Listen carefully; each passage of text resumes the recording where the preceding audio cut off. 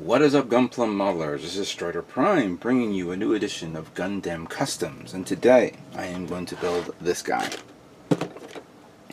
The 144 scale high grade RX 7801N Gundam Local Type from the Gundam Origins line of Mobile Suit Discovery. Like the other Mobile Suit Discovery kits that Bandai released from the Origins, which was the gun cannon early type, and I believe the Golf prototype, and some other prototype mobile suits. This one, of course, was from the RX 782. And I was trying to do more research on this to get more info on it. And clearly, it's the beginning. I guess it was the basis of the, I believe, the basis of the Origins Gundam, because it does have some unique features in its chest area, but it's also the beginning of the ground type that we all remember from the below it. Sorry, 8th MS team. Yet this is an Origins line, so I don't know if that will fall into that category, but it does share some similarities, especially the shield, which we all remember, and the machine gun, which in reality I was never a big fan of the machine gun from 8th MS team. I've always been a fan of the Zaku machine guns. Those were my personal favorite. But this one is actually a little bit better. This one, I kind of like the larger ammo clip, and has a little bit more bulk to it. So I've always, some of the weapons from the Gundam line, Universal Century line, you could say, of the machine guns that I like, of course, is the Zaku 2 machine gun. The other submachine gun that I think the Dom used, this one, but not the 8th MS team one, and the one that was on 0083, which is a small bulk pup type machine gun. But other than that, I wasn't a fan of the other ones. This one's okay. Now, yes, this one is a very, very similar to the ground type version of the Gundam. More so, I think it's much more compact, much more neater to this. And I heard that this is a very easy kit to build, no issues whatsoever. Doing more research, I didn't realize that this was actually a aquatic type, or this mobile suit was designed for aquatic type of combat. You see it on its own. You see it in the ground, on the ground. The feet are a little different. Let me look at this. So the feet is not as the standard stock foot that we all remember. It has some sort of more, much more wider base for aquatic use, and it has features that I believe is similar to the Thunderbolts line, where the joints are covered, but I don't know if that's true or not. I was reading this off Wiki. It also has a unique visor. You see its eyes, but there's a visor under the eyes. So, got this at Gundam Planet for, I believe, 20 bucks. This is 2,000 yen, of course. Look at this in action and detail right there. That's actually really nice. And very posable.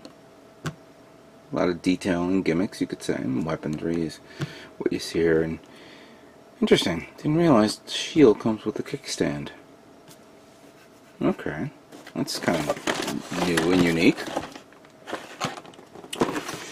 Originally, this was going to be a straight build, but I am planning to do. I decided to change my mind, and I am going to paint this guy. So let's see the contents of this kit. Here's the manual.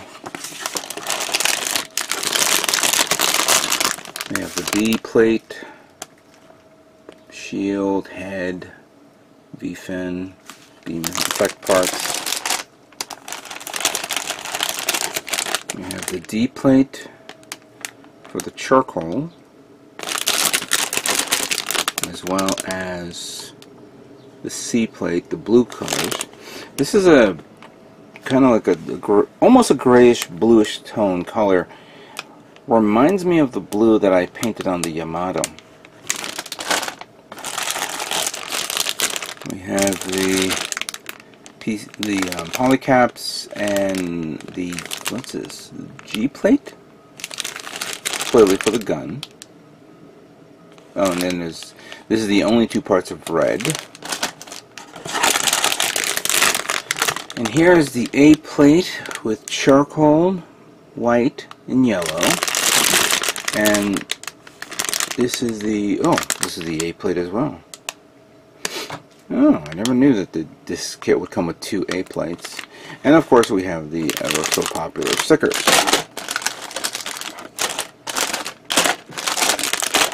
This is going to be an interesting kit.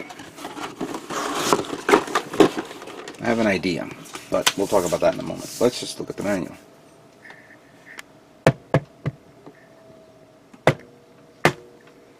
Here we go.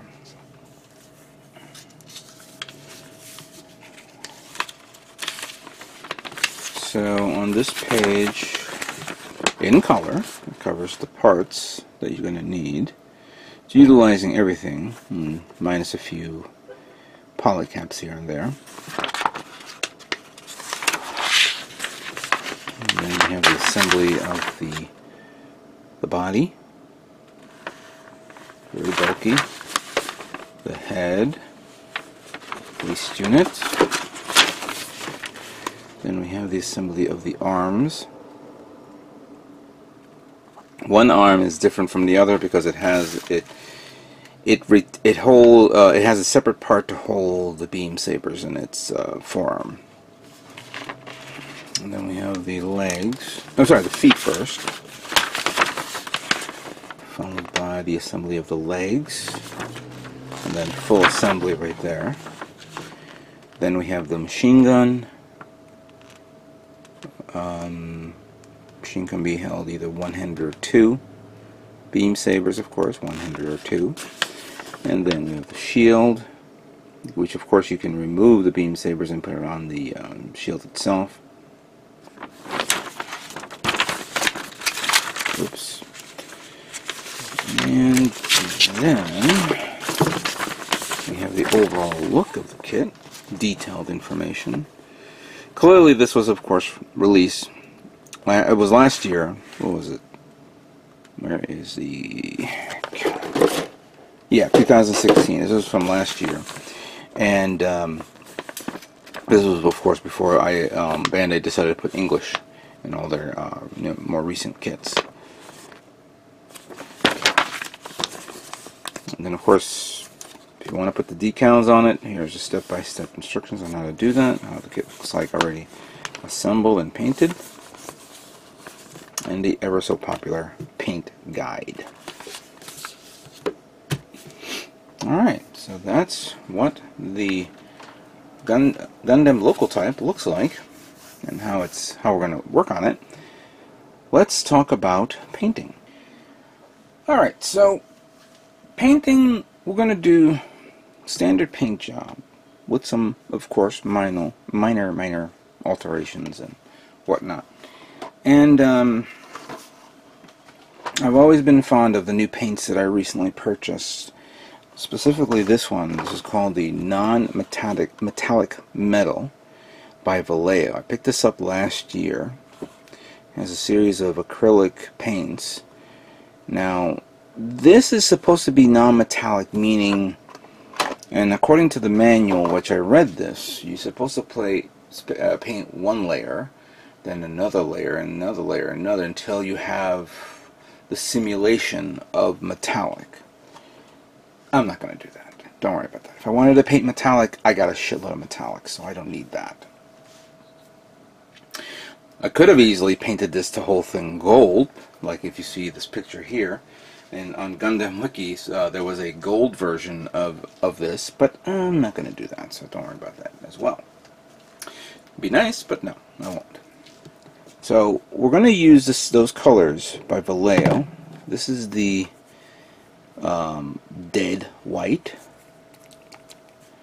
Don't know, I've never tried this before. I tried the other ones by MIG, but this one I'm going to try, see how it is. That's for the white, of course. For the blue, I'm going to use Night Blue. It has a good strong tone to this, like that. For the gray, we have Cold Gray. I think I've reviewed this before. I think I may have used this as well. We'll figure that out soon enough. The yellow, I was a toss-up between the yellow. Well, there was no other yellows. I'm sorry. I'm going to use this one, MiG's yellow.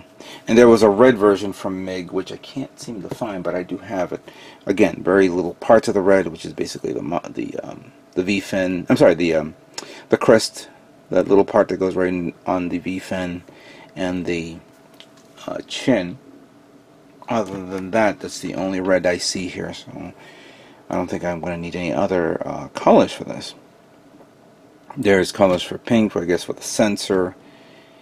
There's another blue tone, which I don't see, but yeah, we're going to leave it the way it is for now. So we're going to use these, and I'm going to try to do some, of course, pre-shading before I apply that. So I don't know how I'm going to do the pre-shading yet. I will definitely give it a base coat.